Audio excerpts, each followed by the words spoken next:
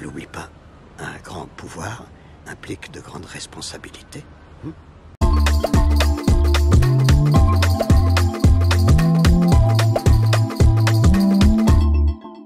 Bonjour les amis, aujourd'hui on va parler d'une chose qui me semble extrêmement importante et là je m'adresse à tous ceux qui font métier la photographie et vous rappelez le rôle crucial que vous avez. Vous savez, ce qui vous permet d'avoir une idée de votre physique, les amis, vous qui me regardez, c'est quoi? C'est trois choses. Premièrement, c'est le miroir dans lequel vous vous regardez le matin et qui vous permet de vous dire tiens, je suis belle ou je le suis pas. Ça, c'est la première chose. Et ça, en réalité, c'est ce qu'on appelle le miroir subjectif. C'est-à-dire, c'est vous qui allez vous juger vous-même en vous regardant. Alors là, vous le savez parce que vous savez qu'en fait, en réalité, selon votre état d'esprit, selon ce que vous avez vécu, en fait, parfois vous vous trouvez bien et parfois pas. Mais il y existe ce qu'on appelle les miroirs objectifs. Alors, en réalité, ils ne le sont pas, mais on considère inconsciemment qu'ils le sont. Et l'un des miroirs objectifs que nous tend le monde, c'est la photographie que réalisent les photographes. Et donc, beaucoup de gens vont avoir une conception d'eux-mêmes qui va être liée aux photos qu'ils voient apparaître. Pourquoi?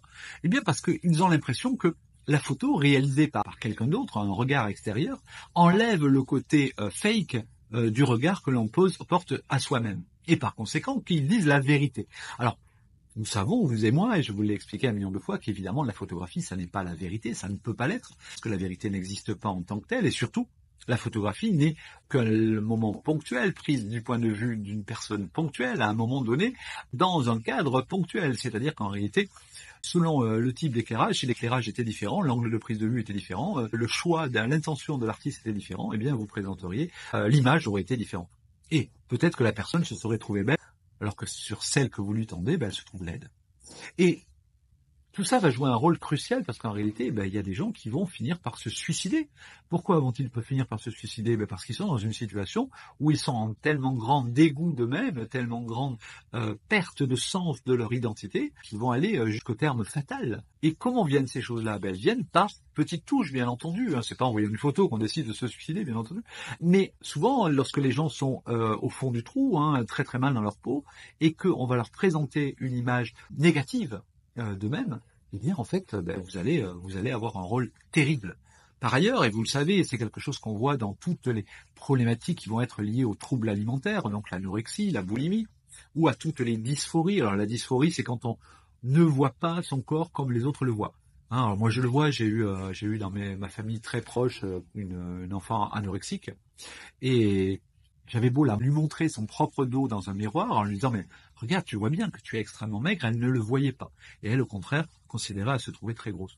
Eh bien ça, c'est un problème de dysphorie, c'est-à-dire qu'on voit les choses différemment de ce qu'elles sont. Ça, si vous y rajoutez votre sauce en tant que photographe et que vous n'êtes pas responsable, c'est-à-dire que vous ne prenez pas en compte l'importance que peut avoir sur la vie des gens à qui vous la présentez, eh bien, vous pouvez être de nature criminelle. Alors, la photo va jouer un rôle crucial dans le regard que les gens portent sur eux-mêmes. Et donc, quand vous réalisez une image, il est très important que vous ayez conscience de la portée que peut avoir cette image sur la vie des personnes à qui vous la présentez.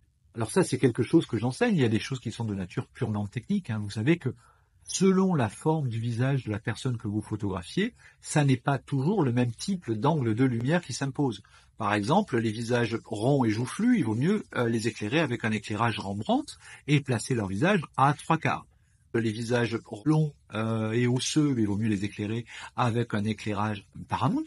Les éclairages en forme de diamant, il vaut mieux les éclairer en split ou en clamshell, etc., etc. Donc ça, ce sont des notions que vous devez acquérir absolument si vous faites de la photographie et que vous la destinez à des gens, a fortiori à des gens qui sont dans une situation difficile, c'est-à-dire qu'ils se sentent pas bien dans leur peau. Si vous faites, par exemple, ce qu'on appelle de la photothérapie.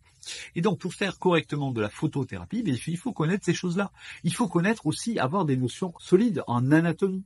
Pourquoi? Eh bien, vous savez que le corps, selon comment il est présenté, eh bien, vous allez le grossir ou l'affiner. Selon que vous faites jouer tel ou tel muscle, que vous faites jouer telle ou telle rotation, eh bien, vous allez le transformer. C'est la même chose que quand vous, vous faites un travail de styliste. Selon comment vous allez habiller une personne, vous allez, au contraire, la rendre plus belle, plus élégante, plus grande, etc. Ou au contraire, la tasser et la rendre moche.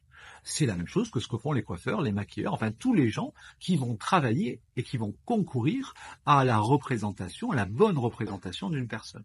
Et donc pourquoi je fais cette vidéo? Je fais cette vidéo pour vous expliquer que, les amis, vous devez absolument apprendre les notions élémentaires liées à la représentation des personnes. C'est ce que j'ai essayé de transmettre dans ce livre, hein, qui s'appelle Éclairer et photographier le portrait.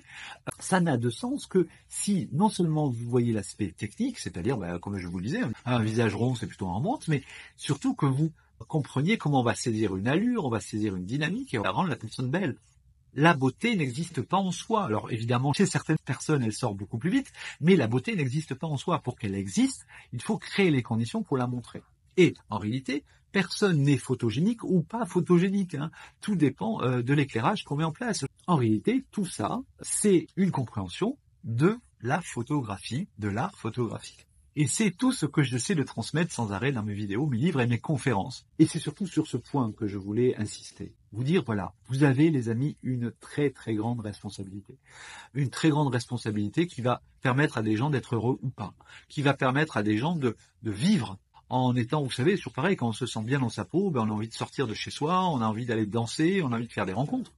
Quand on se sent pas bien, on reste enfermé devant Netflix à manger des chips ou de la glace à la pistache.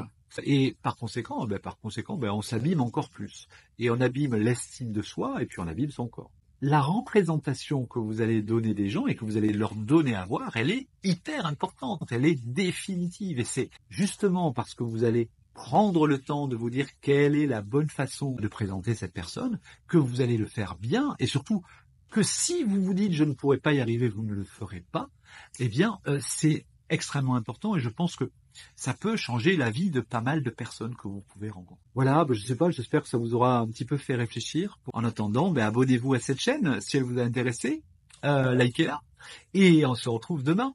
En attendant, soyez heureux, créez des photos. Ciao. Ne l'oublie pas, un grand pouvoir implique de grandes responsabilités.